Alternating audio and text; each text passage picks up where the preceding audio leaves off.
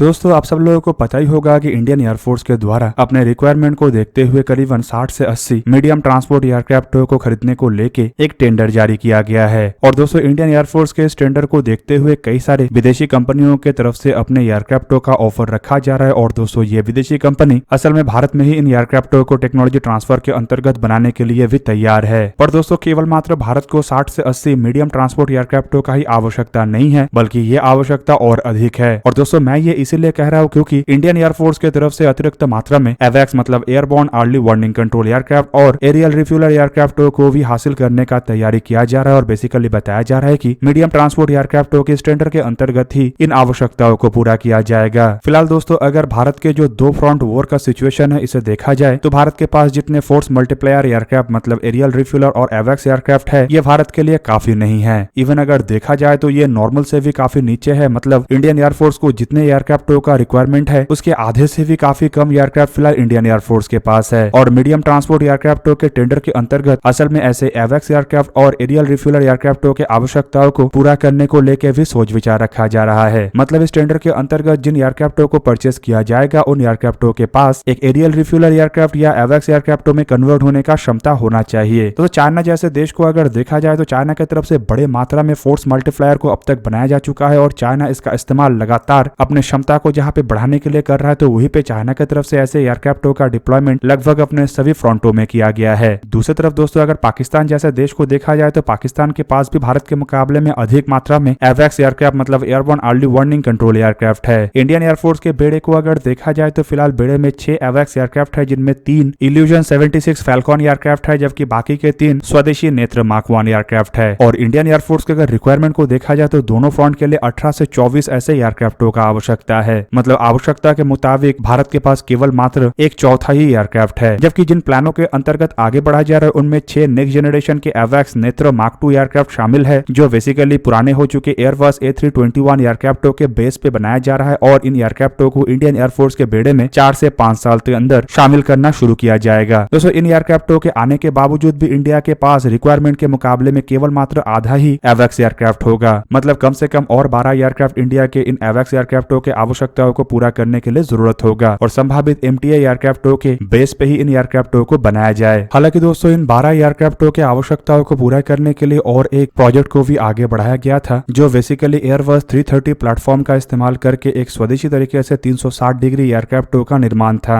ऐसे टोटल 6 एयरक्राफ्टों को बनाने का इरादा तो बनाया गया था लेकिन कॉस्ट काफी अधिक होने के कारण इस प्रोजेक्ट को भी एक तरीके से रद्द कर दिया गया। मतलब दोस्तों अब 12 अतिरिक्त प्लेटफॉर्म मीडियम ट्रांसपोर्ट एयरक्राफ्टों के बेस पे बनाया जा सकता है। पर अगर इंडियन एयरफोर्स की तरफ से बड़े आकार के एवैक्स एयरक्राफ्टों को निर्माण करने का इरादा रखा जाता है मतलब 360 डिग्री कवरेज वाला एयरक्राफ्ट तो शायद मीडियम ट्रांसपोर्ट एयरक्राफ्टों के टेंडर के अंतर्गत जिस तरीके के एयरक्राफ्टों को खरीदा जा रहा है वो इन आवश्यकताओं को पूरा ना कर सके। दूसरी तरफ अगर एरियल रिफ्यूलर एयरक्राफ्टों को देखा जाए तो इंडियन एयरफोर्स के बेड़े में केवल मात्र 6 इल्यूजन 78 एरियल रिफ्यूलर एयरक्राफ्ट है। दोस्तों ये रशियन ओरिजिन एयरक्राफ्ट है और साल 2003-4 के दरमियान इसे इंडियन एयरफोर्स के बेड़े में शामिल किया गया। मतलब ये एयरक्राफ्ट 20 साल से अधिक पुराना नहीं है। पर दोस्तों 6 एयरक्राफ्ट रहने के बावजूद भी एयरक्राफ्टों के सर्विसिबिलिटी खराब होने के कारण 6 में से ज्यादातर एयरक्राफ्ट ज्यादातर समय ग्राउंडेड रहता है। मतलब इसके जो अवेलेबिलिटी रेट है वो काफी कम है और कुछ जगहों में तो दावा ये भी किया जाता है कि हर समय 2 से अधिक एयरक्राफ्ट तो अवेलेबल रहता ही नहीं है। दोस्तों इसे देखते हुए इंडियन एयरफोर्स की तरफ से अपने बेड़े में अतिरिक्त मात्रा में एरियल रिफ्यूलर एयरक्राफ्टों को शामिल करने के भी एक प्रोजेक्ट के अंतर्गत आगे बढ़ा जा रहा है जिनमें बताया जा रहा है कि एयरबस कंपनी से एक एयरबस A330 MRTT एयरक्राफ्ट को भारत लीज में लेने जा रहा है। जबकि दूसरी तरफ हिंदुस्तान एरोनॉटिक्स लिमिटेड की तरफ से 6 बोइंग 767 एयरक्राफ्टों को भी एरियल रिफ्यूलर एयरक्राफ्टों में कन्वर्ट करने का एक प्रस्ताव रखा गया है। और दोस्तों इस प्रस्ताव के अंतर्गत बेसिकली इंडियन एयरफोर्स के लॉन्ग टर्म आवश्यकताओं को पूरा करने का बात रखा गया। पर अगर रिक्वायरमेंट को देखा जाए तो रिपोर्ट के मुताबिक इंडियन एयरफोर्स को कम से कम 12 से 13 फुल टाइम एरियल रिफ्यूलर एयरक्राफ्टों का आवश्यकता है जबकि 12 से 20 मिनी एरियल रिफ्यूलर टैंकरों का आवश्यकता है। अब दोस्तों ये जो मीडियम ट्रांसपोर्ट एयरक्राफ्टों के टेंडर को जारी किया गया इसके अंतर्गत जिन एयरक्राफ्टों का हासिल किया जाएगा वो इल्यूजन 76 या फिर बोइंग के 767 प्लेटफॉर्म के जैसा तो नहीं है और ना ही इन प्लेटफॉर्मों के बेस पे जो एरियल रिफ्यूलर एयरक्राफ्टों को बनाया गया है उतने कैपेसिटी का होगा। पर इन एयरक्राफ्टों को एक मिनी एरियल रिफ्यूलर एयरक्राफ्टों में कन्वर्ट किया जा सकेगा और इरादे के तहत इंडियन एयरफोर्स ऐसे भी कुछ एयरक्राफ्टों को अपने बेड़े के लिए चाहता है। मतलब करीबन 12 से 20 mini multi mission tanker transport एयरक्राफ्टों को मीडियम ट्रांसपोर्ट एयरक्राफ्टों के द्वारा बनाया जा सकता है। और दोस्तों इसे अगर कुल मिला के हिसाब किया जाता है तो 12 से 20 मिनी मल्टी मिशन एयरक्राफ्ट और करीब करीब 12 एवैक्स एयरक्राफ्ट को मिलाया जाता है तो ये जो 60 से 80 एयरक्राफ्ट को खरीदने का बात कहा जा रहा है ये 100 से 120 तक हो जाएगा। पर दोस्तों यहाँ पे बड़ा सवाल ये है कि मीडियम ट्रांसपोर्ट एयरक्राफ्ट के टेंडर के अंतर्गत ऐसा कौन सा एयरक्राफ्ट इंडिया खरीदे जो कि एक मल्टी मिशन टैंकर एयरक्राफ्ट से शुरू करके एक एवैक्स एयरक्राफ्ट में भी कन्वर्ट हो सके। फिलहाल अगर देखा जाए तो इंडियन एयरफोर्स के सामने दो बड़े ऑफर है, जिनमें एक ऑफर है ब्राजील के कंपनी एम्बेरियर के तरफ से बनाया हुआ C-390 मिलेनियम एयरक्राफ्ट, जबकि दूसरा ऑफर है अमेरिका के लॉकहीड मार्टिन कंपनी की तरफ से निर्माण किया हुआ C-130J सुपर हरक्यूलिस। हालांकि इसके अलावा कुछ जगहों में तो ये भी बताया जा रहा है कि यूक्रेन की तरफ से भी भारत के सामने एक एयरक्राफ्ट का ऑफर कुछ साल पहले रखा गया था, लेकिन फिलहाल यूक्रेन इस पोजीशन में नहीं है फिर से इस टेंडर के अंतर्गत इंडिया के सामने एयरक्राफ्टों का ऑफर रख सके। जबकि रशिया की तरफ से भी कई बार अपने एयरक्राफ्टों का ऑफर रखा जा चुका है और दूसरी तरफ देखा जाए तो रशिया के साथ ही मिलकर भारत MRTA मतलब मल्टी रोल ट्रांसपोर्ट एयरक्राफ्टों का निर्माण कर रहा था। पर रशिया और यूक्रेन की लड़ाई के कारण शायद भारत रशिया के साथ आगे ना बढ़े। अब दोस्तों टेंडर में एयरबस कंपनी भी अपने A400M एयरक्राफ्टों का ऑफर करना चाहता है, लेकिन टेंडर में एयरक्राफ्टों की क्षमता को जो रखा गया है उसमें एयरबस के A400M फिट नहीं आता है। इवन एयरबस के जो C295 एयरक्राफ्टों को भारत में बनाया जा रहा है वो भी इस टेंडर में फिट नहीं आ रहा है। मतलब जो भी हो, फिलहाल के कंडीशन में भारत के सामने दो ही एयरक्राफ्ट है और इन दोनों एयरक्राफ्टों को अगर देखा जाए तो एम्बेरियर के C-390 मिलेनियम एयरक्राफ्ट एक ऐसा एयरक्राफ्ट है जिसका एक एरियल रिफ्यूलर वर्जन भी है जिसे C-390 मिलेनियम कहा जाता है। जबकि दूसरी तरफ अगर C-130J सुपर हरक्यूलिस एयरक्राफ्ट को देखे तो इन एयरक्राफ्टों के भी मिनी एरियल रिफ्यूलर वर्जन है, पर एवैक्स एयरक्राफ्टों में ना ही इन एयरक्राफ्टों को कभी कन्वर्ट किया गया है और मुझे नहीं लगता है कि C-130 जैसे एयरक्राफ्टों को एक प्रॉपर 360 डिग्री एवैक्स एयरक्राफ्टों में कन्वर्ट भी किया जा सकेगा। जबकि दोस्तों अगर मिलेनियम एयरक्राफ्ट को देखा जाए तो ये जेट इंजन से लैस एक ऐसा एयरक्राफ्ट है जिसके पेलोड क्षमता करीब करीब 26 टन के आसपास है और C-130J सुपर हरक्यूलिस असल में 4 टर्बोप्रॉप इंजनों से लैस एक ऐसा एयरक्राफ्ट है जिसका क्षमता करीब करीब 19 टन के आसपास बताया जा रहा है। दोस्तों खाली पेलोड कैपेसिटी में नहीं बल्कि एम्बेरियर एयरक्राफ्ट को अगर देखा जाए तो इसका आकार भी C-130J सुपर हरक्यूलिस एयरक्राफ्ट के मुकाबले में थोड़ा अधिक बड़ा है। C-130J सुपर हरक्यूलिस एयरक्राफ्ट का लंबाई जहाँ पे 97 फीट 7 इंच है तो वही पे इसका विंग स्पैन करीबन 132 फीट 7 इंच है। इसका हाइट 38 फीट 10 इंच के आसपास है। जबकि अगर एम्बेरियर C-390 मिलेनियम एयरक्राफ्ट को देखा जाए तो इसका लंबाई करीब करीब 115 फीट 6 इंच है और विंग स्पैन भी करीबन 115 फीट के आसपास है, जबकि इसका हाइट 38 फीट 10 इंच के आसपास है। अब दोस्तों इससे आप लोगों को अंदाजा लग गया होगा कि एयरक्राफ्ट आकार में बड़े होने के कारण एक तरीके से बड़े आकार के रेडोम या फिर कहे तो बड़े आकार के रैडर को एयरक्राफ्टों के ऊपर माउंट किया जा सकेगा। वहीं पे दोस्तों पेलोड क्षमता अधिक होने के कारण एम्बेरियर C-390 एयरक्राफ्ट एक आइडियल एरियल रिफ्यूलर है। हालांकि एरियल रिफ्यूलर एयरक्राफ्ट के रूप में ऑलरेडी C-390 मिलेनियम एयरक्राफ्ट अपने आप को प्रूव कर चुका है। मतलब इंडियन एयरफोर्स के टेंडर में अगर इन दोनों एयरक्राफ्टों को ही शामिल किया जाता है और फाइनली इन दोनों एयरक्राफ्टों में से किसी एक एयरक्राफ्ट को इंडियन एयरफोर्स को चुनना होता है और उन्हीं एयरक्राफ्टों के द्वारा मीडियम ट्रांसपोर्ट एयरक्राफ्टों की आवश्यकताओं के साथ साथ अगर इन फोर्स मल्टीप्लायर एयरक्राफ्टों की आवश्यकताओं को भी पूरा करना होता है तो मेरा मानना यह है कि C-390 millennium aircraft Indian air force के लिए परफेक्ट होगा। जबकि दूसरी तरफ अगर इन एयरक्राफ्टों को एक फोर्स मल्टीप्लायर के रूप में ढालना नहीं है और केवल मात्र इंडियन एयरफोर्स के बेड़े के जो एंटोनोव AN-32 जैसे एयरक्राफ्टों को ही रिप्लेस करना है तो C-130J सुपर हरक्यूलिस भी एक आइडियल प्लेटफॉर्म हो सकता है, क्योंकि ऑलरेडी इस तरीके के एयरक्राफ्ट इंडियन एयरफोर्स के द्वारा इस्तेमाल किया जा रहा है। पर दोस्तों C-130J सुपर हरक्यूलिस एयरक्राफ्टों के पेलोड क्षमता मिलेनियम एयरक्राफ्टों के मुकाबले में कम है और ये एक पुराना डिजाइन है, लेकिन C-130J सुपर हरक्यूलिस अब तक अपने आप को कई बार प्रूव कर चुका है और दशकों तक इन एयरक्राफ्टों को मिलिट्री मिशनों में इस्तेमाल किया जा चुका है।